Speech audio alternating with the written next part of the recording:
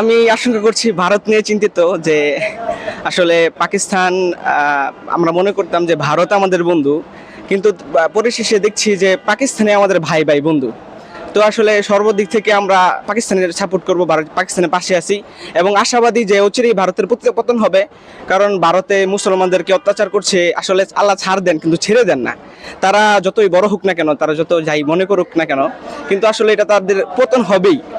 এই মোদি আসলে কি বলবো, আসলে মোদির ব্যাপারে এই একটা সময় সে পস্তাতে হবে কঠিনভাবে যে মুসলমানদেরকে এভাবে অত্যাচার করার কারণে বাংলাদেশের একটা প্রভাব পড়বে এটা, যেহেতু বাংলাদেশের বর্নিং। তবে ওই যে আমাদের ডক্টর ইউনূস সাহেব উনি বলছেন যে ভারত আর পাকিস্তানের যুদ্ধের জন্য আমরা বাংলাদেশ প্রস্তুতি নিচ্ছি এবং প্রস্তুতি নিতে হবে।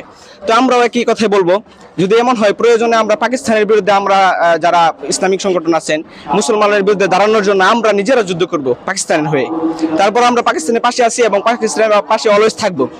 এটা আসলে বুঝতে মানুষের দেরি হলেও অবশ্যই একটা মানুষ পর্যায়ে অনেক মানুষ বুঝবে যে পাকিস্তানে আমাদের ভাই ভাই বন্ধু। ভারত কখনো বন্ধু ছিল না এবং ভাইও ছিল না, ওরা অলওয়েজ আমাদের শত্রু ছিল এবং এরা আছে।